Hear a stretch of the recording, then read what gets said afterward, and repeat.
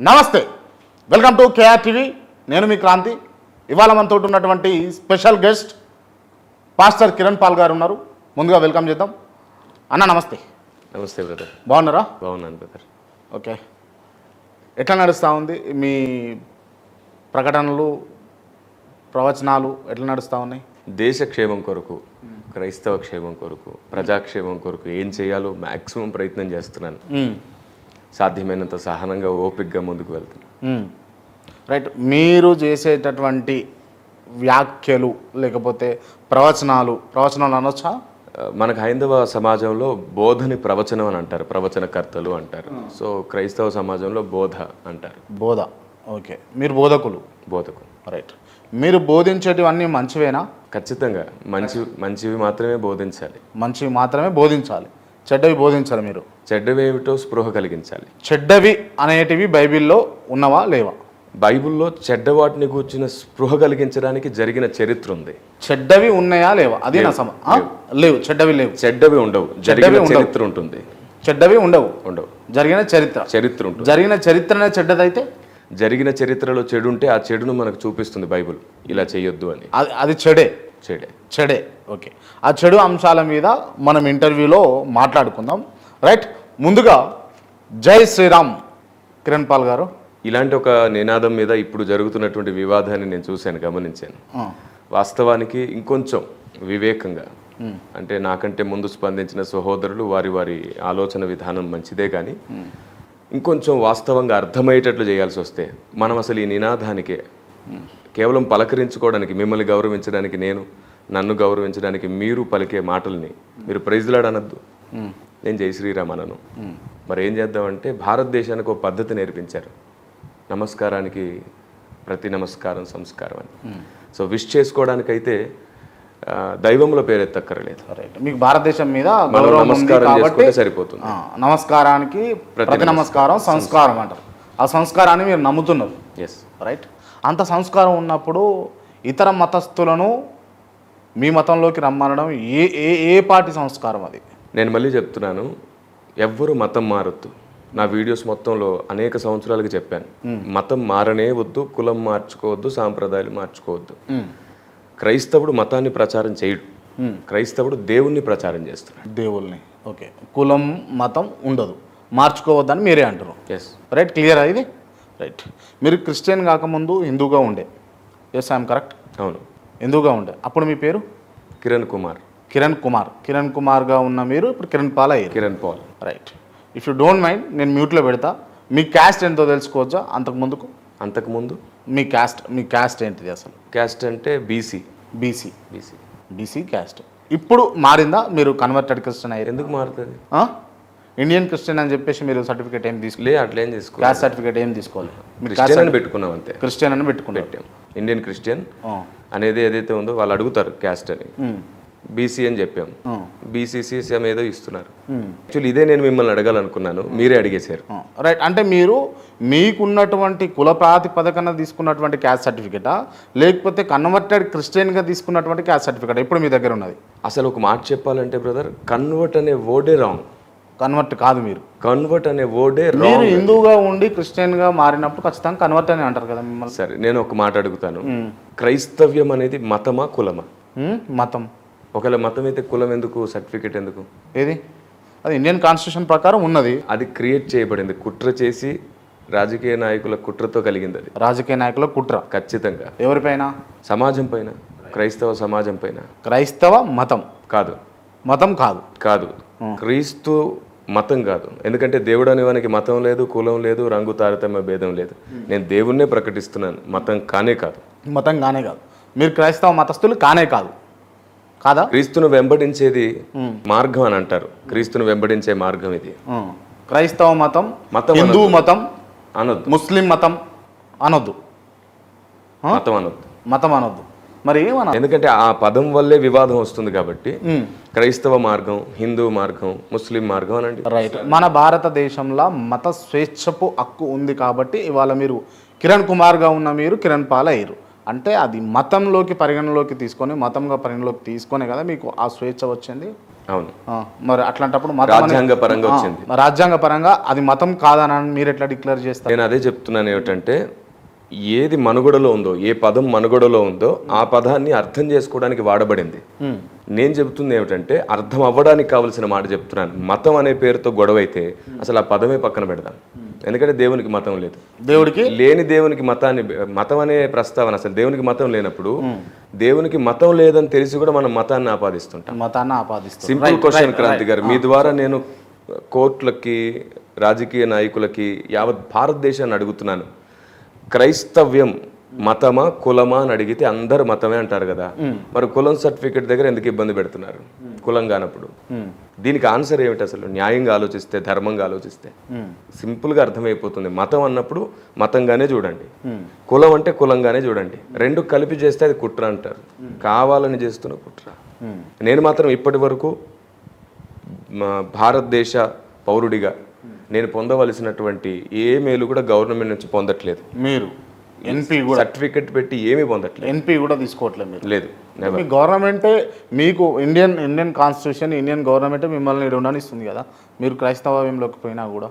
అరే అది హక్కుగా ఉంటున్నాను. నేను అనేది ఏంటంటే, గవర్నమెంట్ కొన్ని ఇస్తుంది కదా ఈ పాలసీస్ ద్వారా, ఈ సర్టిఫికెట్ ద్వారా పెట్టేసి ఉద్యోగాలు సంపాదించుకోవడం గురించి మీరు ఏదైతే అడుగుతున్నారో ఈరోజు క్రైస్తవ వ్యతిరేకులు, నేను స్వయంగా నా కుటుంబంలో నా తోటి వాళ్ళలో చాలా మంది అలాంటి మేలు పొందట్లేదు.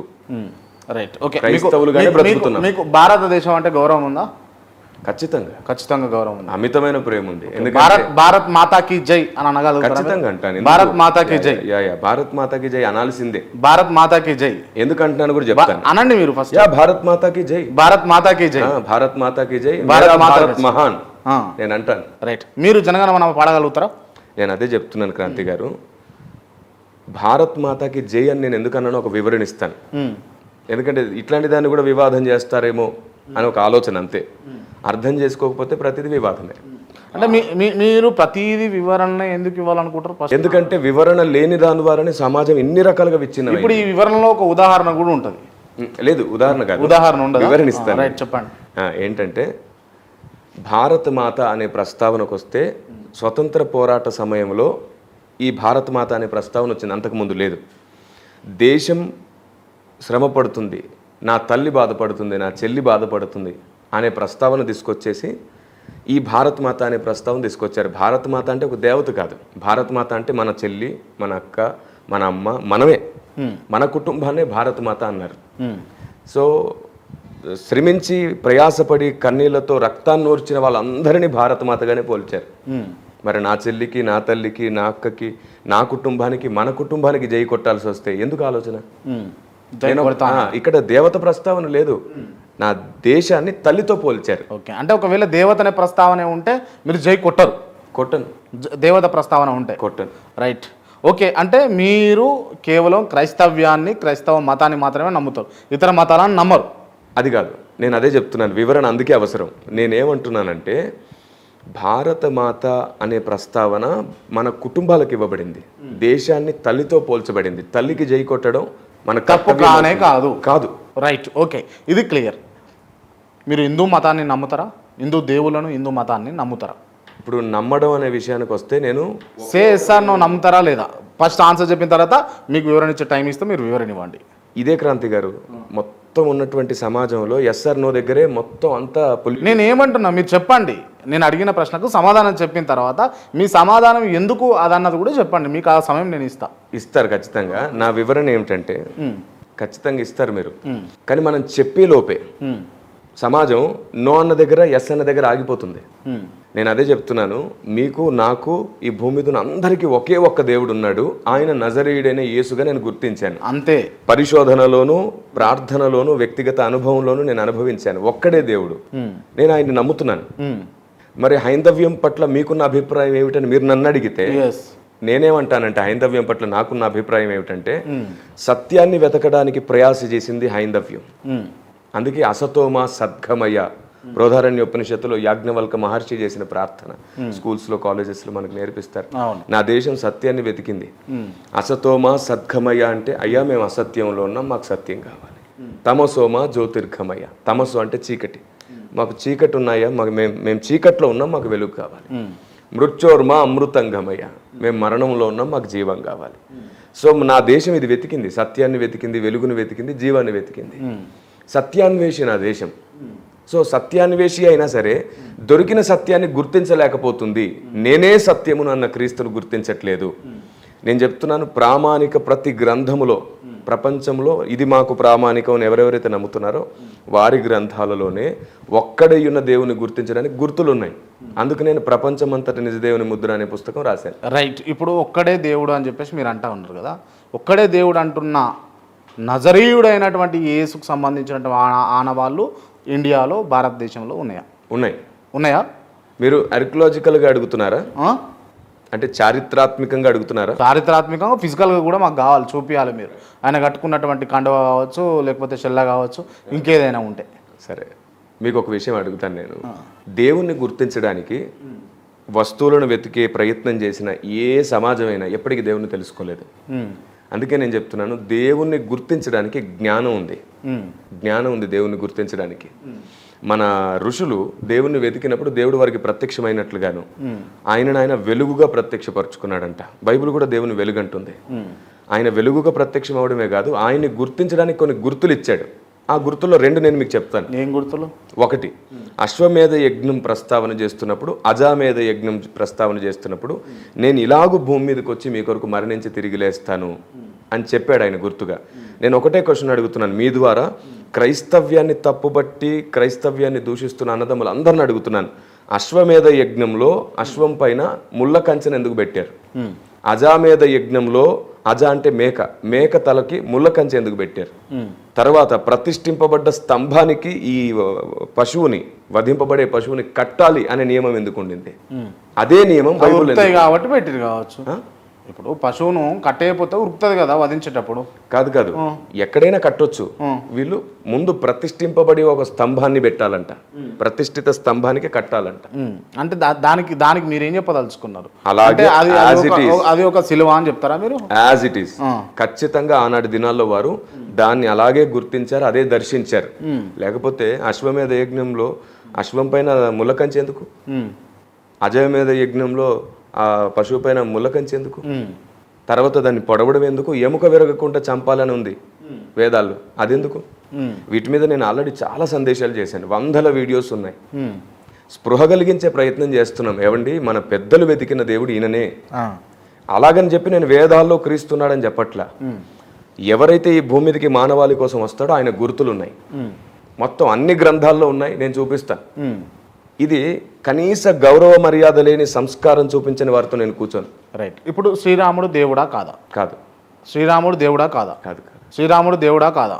మీరు ఎన్నిసార్లు అడిగినా నా జవాబు ఒకటే, శ్రీరాముడు దేవుడు కాదు. ఓకే. శ్రీరాముడు భారతదేశంలో ఉండేనా లేకుండేనా? ఉన్నాడు. ఉండే. అంటే నేను అనేది ఏంటంటే, ఈ రామాయణం ప్రకారంగా శ్రీరాముడు భారతదేశంలోనే ఉన్నాడని చెప్తున్నారు. భారతదేశంలో శ్రీరాముడు సంచరించిండు, శ్రీలంక. రామాయణం నిజమే అని మీరు నమ్ముతారా? లేదు, దాంట్లో చాలా డౌట్స్ ఉన్నాయి. సరే, రామాయణం జరిగింది అని అంటే ఒక్క వర్డ్లో జరిగిందా జరగలేదా? అదే చెప్తున్నా. మీ ఉద్దేశం? మన పెద్దలు పురాణాలను చాలా వరకు ఫిగరేటివ్గా మెన్షన్ చేస్తూ వచ్చారు. ఒకటి ఉంటే దాన్ని 10గా అర్థమయ్యేటట్లు చేయడానికి. అంటే స్పిరిచువల్ వార్ఫేర్లో ఎలా ఉంటుందంటే, కొన్ని రియల్గా జరగకపోయినా సరే ఒక ఉపమానం చెప్పేసి దాని ద్వారా మనం ఒకటి నేర్చుకోవాలనే తపన కలిగించారు. Okay, right. ఇది పక్కన పెడితే యేసుక్రీస్తు దేవుడు అని మీరు ఎందుకు నమ్ముతారు? అదే చెప్పాను నేను ఇప్పటిదాకా. ఎందుకు నమ్ముతారు? అన్ని గ్రంథాలలో రాబోతున్న వాని గుర్తులున్నాయి. సహస్రనామాలు మీకు తెలుసు కదా, అందులో శ్రీ బ్రహ్మపుత్రాయ నమః అన్నారు, శ్రీ కన్యసుతాయ నమః అని అన్నారు. అంటే బ్రహ్మకు పుట్టువాడు అంటే తండ్రికి పుట్టువాడు అని అర్థం. ఇది అధర్వణ వేదంలో కూడా ఉంది. నేను దీనికి చాలా ఆధారాలు చెప్పాను. కన్యసుతాయ నమః అని అన్నారు, పంచగాయాయ నమః అన్నారు. ఆయన దేవునికి పుట్టాలంట, కన్యకకు పుట్టాలంట, పంచగాయాలు పొందాలంట. ఆయన వల్ల మనం మృత్యువుని జయిస్తామంట. ఇది శుక్లయజుర్వేదంలో కూడా ఉంది. సరే, వేదాల గురించి పక్కన పెడితే నేను అడిగేది ఏంటి అంటే, యేసుక్రీస్తు భూమి మీదకి వచ్చాడు, యేసుక్రీస్తు ఉన్నాడు అని మీరు ఎందుకు నమ్ముతున్నారు? బైబిల్ చాలా స్పష్టంగా చెప్పి. బైబిల్ ఎవరు రాశారు? ప్రవక్తలు రాశారు. 40 మంది ప్రవక్తలు రాశారు. రైట్. వాళ్ళు ఊహించి రాయలేదు అన్నదానికి మీ దగ్గర ఏమన్నా ఆధారం ఉందా? బలమైన ఆధారం ఉంది. ఊహించి రాయలేదు.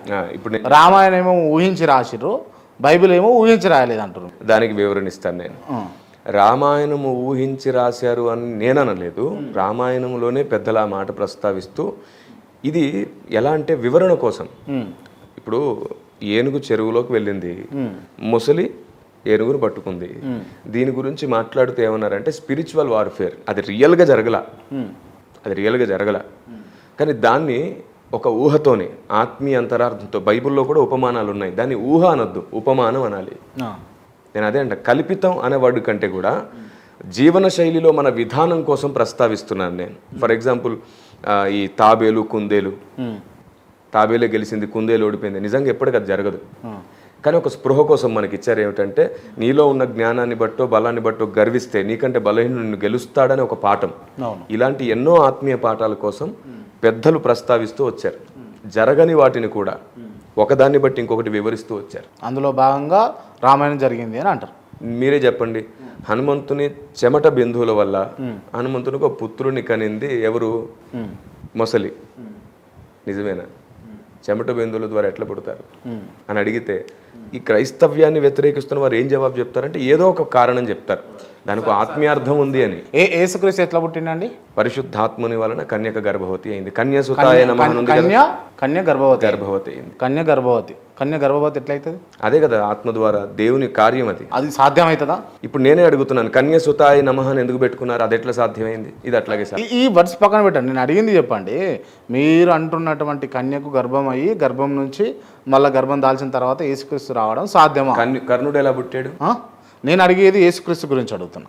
అదే నేను అనేది ఏంటంటే కన్యక గర్భవతి అయి కుమారుని కనిందని నమ్మకపోతే నేను అడిగే ప్రశ్న అది, కర్ణుడు ఎలా పుట్టాడని. కొంత సరే, నమ్మకపోతే సరే. మీరు అసలు పుట్టలేదు అని అంటారు, రామాయణం జరగలేదు, ఇతర దేవుళ్ళు లేరు, బ్రహ్మ లేడు, విష్ణువు లేడు, రాముడు లేడు అంటారు కదా. మీరు దీని నుంచి మళ్ళీ ఎందుకు ఎగ్జాంపుల్గా తీసుకుంటారు? నేను అదే చెప్తున్నాను, వాళ్ళు లేరు అని మా నోటితో మేము పలకట్లేదు.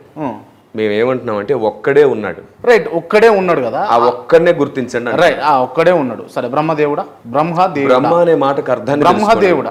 నేను అడిగేది చెప్పండి సార్. సృష్టికర్త అని అర్థం. ఆయన ఉన్నాడు, సృష్టికర్త ఉన్నాడు. బ్రహ్మ ఉన్నాడా? అదే చెప్తున్నాను. సరే, శివుడు ఉన్నాడా? చెప్పండి.